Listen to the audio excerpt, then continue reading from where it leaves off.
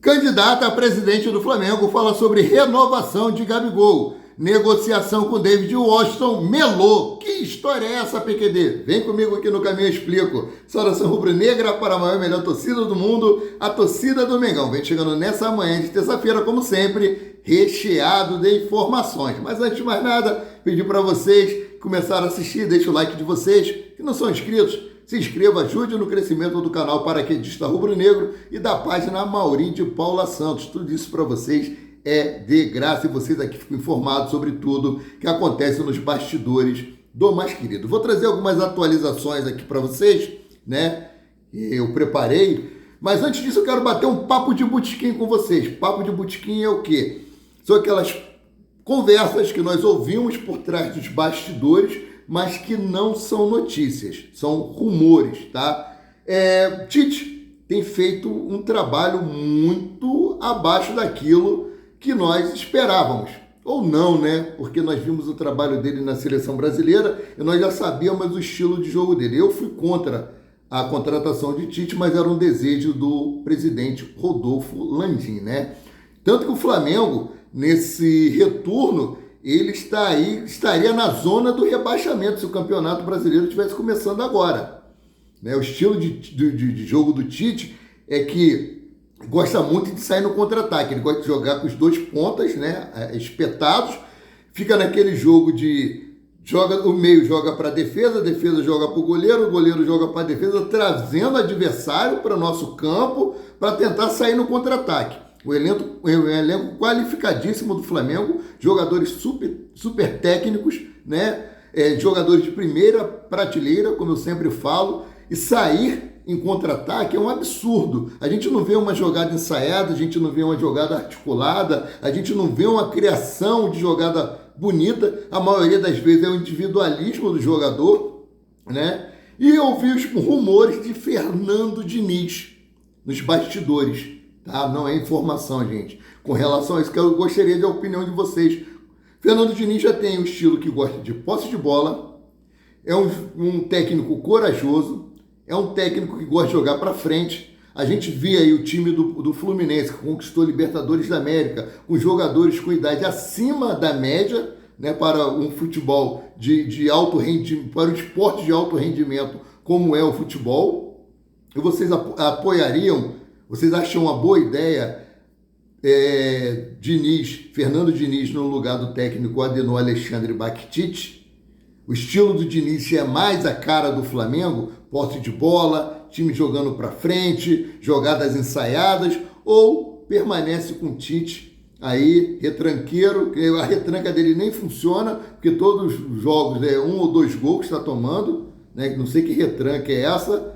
E aí, qual a opinião de vocês com relação a Fernando Diniz como técnico do Flamengo? Eu continuo apoiando Felipe Luiz. Deu certo com Carpegiani?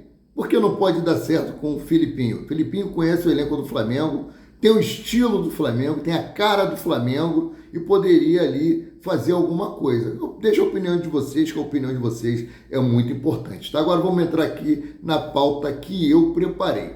Flamengo encerra a janela de transferência com 4 contratações. Lembrando que o Flamengo folgou ontem, folga hoje, folga amanhã e se reapresentam na quinta-feira às 10 horas da manhã no CT Ninho do Urubu e com novidades aí, né? Então, a última janela de transferência do futebol brasileiro de 2024 foi encerrado ontem, segunda-feira. Assim, o Flamengo fechou o período de contratações com 4 reforços. O lateral esquerdo, Alexandro, o meia, Carlos Alcaraz e os atacantes, Michael e Gonzalo Plata. Vou trazer para vocês os valores dessas negociações. Alexandro veio de graça. Quando eu falar veio de graça, é porque o Flamengo não teve que pagar nenhuma compensação financeira a nenhum clube, né? Carlos Alcaraz, 17 milhões e 600 mil euros, cerca de 108 milhões de reais na cotação atual. Michael, de graça. Gonzalo Plata, 3 milhões e 800 mil euros, cerca de 23 milhões e 700 mil reais. Vamos lá. O Flamengo fechou a contratação de Michael junto ao Al Hilal da Arábia Saudita de graça. O atacante teve o contrato rescindido com o clube do técnico Jorge Jesus, porque tinha que abrir vaga para um estrangeiro, que no caso foi o Neymar. Né? Aqui no Brasil também tem um limite de estrangeiro, acho que o Flamengo está com 7, 8 estrangeiros, daqui a pouco eu vejo direitinho, e o Flamengo excedeu esse número de estrangeiros, mas Jorge Jesus de Arrascaeta já estava aí nas tratativas de conseguir a nacionalidade, né? Então, para se tornar cidadão brasileiro. Então, seguindo aqui, ó. Alexandro também acertou com o mais querido nos mesmos moldes, depois de não ter o contrato renovado com a Juventus da Itália.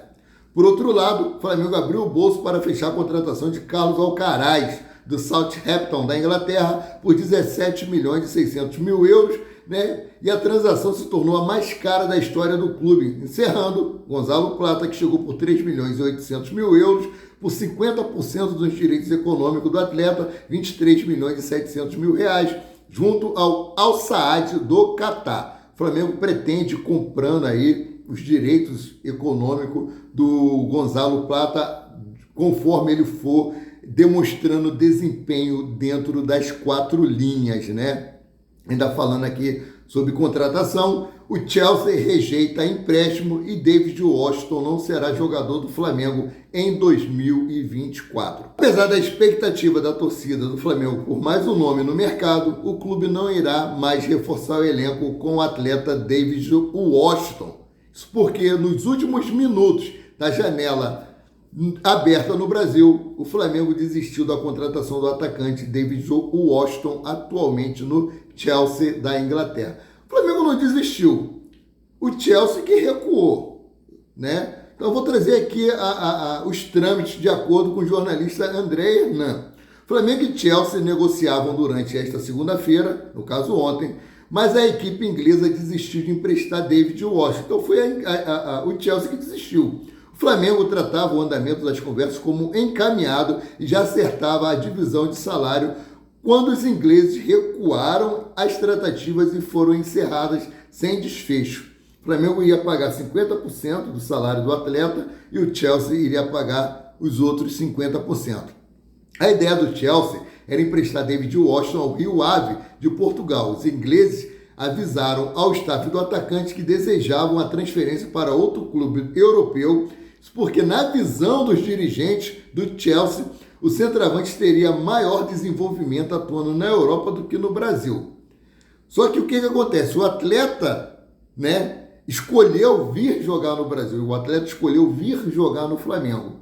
Chegou no final aí, nos 45 do segundo tempo, né, nos 44 do segundo tempo, o Chelsea recuou e a negociação foi por água abaixo, né? Então, ficou nesses 4 reforços aí mesmo. Alexandro, Gonzalo Plata, Carlos Alcaraz e Michael. Bom, estamos aí na data das eliminatórias da Copa do Mundo, estamos na data FIFA e o Flamengo teve aí 7 jogadores convocados. Como aí, PQD? Mas não é só o Pedro e o Gerson? Não, vou trazer aqui para vocês.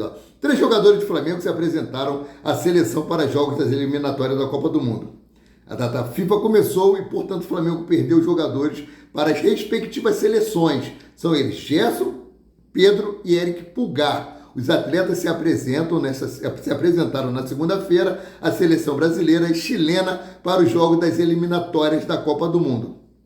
É importante destacar que 4 jogadores foram convocados para os jogos das eliminatórias, mas permaneceram no Rio de Janeiro. Isso porque Arrascaeta, Matias Vinha, Guilherme Varela e Nicolas de la Cruz estão lesionados e não se apresentaram à seleção uruguaia para os jogos diante do Paraguai e Venezuela. Bom, mas aí falo só 3, PQD, tem mais. Técnico Ramon Menezes convocou 4 jogadores do Flamengo. São eles Matheus Gonçalves, Rian Lucas, Iago e Vitor Hugo. O volante e os 2 zagueiros do Flamengo aparecem na primeira lista divulgada pela seleção brasileira. Já Matheus Gonçalves figurou no plantel de última hora. Isso porque na última sexta-feira, dia 30, o meio-campista rubro-negro foi incluído na lista no lugar de Alisson do Atlético Mineiro, que precisou ser cortado por conta de lesão. O plantel convocado pela seleção brasileira terá 2 amistosos contra o México.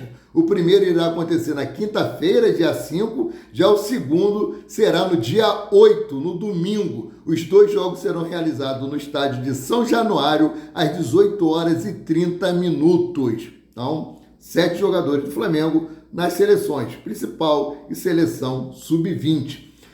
Mudando aqui de assunto, meus queridos, algo preocupante, o Flamengo tem a campanha de Z4 nos últimos 5 jogos do Brasileirão. O Flamengo foi derrotado pelo Corinthians por 2-1 no último domingo e estacionou na 4ª posição do Campeonato Brasileiro. Além disso, o revés em São Paulo fez com que a equipe comandada pelo técnico Tite registrasse a 2ª pior campanha da competição nos últimos 5 anos. Neste recorte dos 5 confrontos mais recentes, o Flamengo foi derrotado em 3 oportunidades. O Mengão foi superado por São Paulo, Botafogo e Corinthians. Além disso, venceu uma partida diante do Red Bull Bragantino e empatou outra com o Palmeiras. Assim, são 4 pontos conquistados, sendo a 2ª pior campanha, meus queridos. Olha só, trazer as 5 piores campanhas aqui. Primeiro é o Atlético Paranaense, que tem 1 ponto. Segundo, o Flamengo, tem 4 pontos. Terceiro, Vitória, 4 pontos. O quarto, Criciúma, com 4 pontos. E o quinto é o Red Bull Bragantino, com 4 pontos. O Flamengo só está à frente do Atlético Paranaense nesse recorte. O time paranaense foi derrotado por 4 vezes. Além disso, o clube comandado pelo técnico Tite tem a mesma pontuação que Cuiabá, Vitória e Criciúma e Red Bull Bragantino. E vale mencionar que os 2 primeiros estão dentro da zona do rebaixamento. Cara, mas tem muitas lesões, muito desfalque. Olha o elenco do Flamengo. Gerson, né? Temos aí Pulgar. Gente, o elenco do Flamengo é super qualificado, mesmo com jogadores lesionados. Se você for colocar na ponta do lápis, se você for colocar em pauta, são muito melhores do que qualquer outro time aí. Não tem essa desculpa, não. É falta mesmo de jogadas dentro de campo, é falta de vontade, falta de garra, posicionamento, sabe? O jogo medíocre do Flamengo, partidas pobres. Cara, muito complicado, muito complicado. Bom, mudando aqui de assunto, Gabigol está disponível e recuperado para a partida contra o Bahia pelo jogo de volta da 1/4 de final da Copa do Brasil. Boa notícia. Então, e por falar aqui em Gabigol, candidato à presidência do Flamengo comenta sobre renovação de Gabigol. Rodrigo Duns, candidato à presidência do clube carioca, que conta com o apoio de Rodolfo Landim, atual mandatário, comentou sobre a situação do centroavante na entrevista ao podcast Januzzi e Abuse. Olha o que disse Duns, abre aspas, ele é um grande atleta, temos um carinho grande por ele, ele é muito importante para o Flamengo, fizemos uma proposta de prazo de um menor, estamos aí esperando que avalie e faça uma nova proposta, mas 5 anos é muito, a gente prestigia a proposta que a atual diretoria fez e torce para que ele aceite, fecha aspas, né? 1 ano de contrato com 50% de aumento de salário, né? Então aqui, ó, a oferta atual da diretoria conta com um aumento salarial de 50% e mais 1 ano de contrato. Por sua vez, Gabigol espera um contrato com maior tempo de duração, considerando que esse pode ser a última oportunidade de conseguir um vínculo valioso. O Flamengo, no momento, não planeja fazer uma proposta em outros moldes para o camisa 99. O Gabigol fez agora, em agosto, 28 anos, está no ápice. Ou seja, daqui a pouco 29, 30, então para ele conseguir um contrato maior e com o salário que ele ganha, ou com o aumento que o Flamengo deu, vai ficar mais difícil.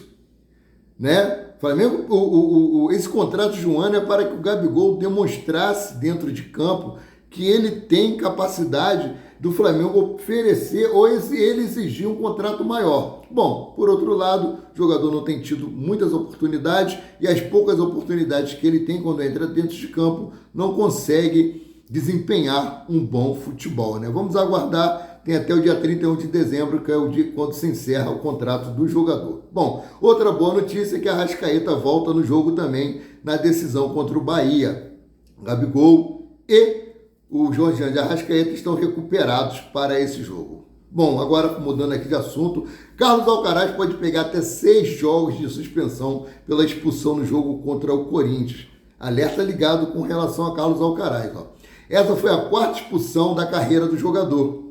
Além dos cartões vermelhos, o Alcaraz carrega 32 cartões amarelos no recorte de 144 partidas. E, curiosamente, o jogador nunca foi expulso por receber 2 amarelos na mesma partida. Todas as expulsões foram causadas por vermelhos direto, ou seja, 4 vermelhos, 32 amarelos, 36 cartões em 144 jogos. Tem que ficar com alerta ligado aí com relação a Carlos Alcaraz. Além disso, por se tratar de uma agressão, o Superior Tribunal de Justiça Desportivo irá julgar Carlos Alcaraz, que pode pegar até 6 jogos de suspensão. Vale lembrar que o jogador não pode participar do próximo jogo do Flamengo pela Copa do Brasil contra o Bahia, isso porque o atleta ainda não está inscrito nessa fase do torneio. O único reforço do Flamengo que foi inscrito na Copa do Brasil é Michael, que está lesionado, que vai ficar fora dos gramados durante 2 meses. Carlos Alcaraz, Alexandre e Gonzalo Platas só vão poder entrar na próxima fase caso o Flamengo passe pelo Bahia no jogo do dia 12 aqui no Maracanã, né? Quando vai estrear? Fala aqui, Alexandre, né? O Flamengo mantém cautela em relação a Alexandre, mas lateral deve estrear na próxima rodada contra o Vasco da Gama, né? O jogador não entra em campo desde o dia 25 de maio, na última rodada do campeonato italiano, no jogo entre Juventus e Monza. Então o Flamengo está tendo cautela para que não seja mais um jogador entregue ao departamento médico. O Flamengo vai usar essa semana aí para poder treinar, são 7 dias, não, a data FIFA são 11 dias, né? Mas o Flamengo deu 3 dias de folga, então o elenco terá aí de 7 a 8 dias para treinar para esse jogo contra o primeiro jogo agora contra o Bahia, né? Aí depois é contra o Vasco da Gama, então vai ter bastante tempo aí para se preparar fisicamente para isso. Bom, regularizado. O Flamengo regularizou a documentação do equatoriano Gonzalo Plata. O novo reforço rubro-negro já pode estrear com o manto sagrado. O nome apareceu no boletim informativo diário na manhã de ontem, segunda-feira, né? Então, deixa aí os comentários de vocês. Vamos trocar figurinha aí durante o dia. Vocês comentam, eu respondo ali, coloco o que eu penso, dou um bom dia, uma boa tarde, boa noite e vamos seguindo. Sendo assim, eu fico por aqui, voltando a qualquer momento com mais notícias sobre o rubro-negro mais querido e mais amado do Brasil e do mundo, o Clube de Regatas do Flamengo. Saudações!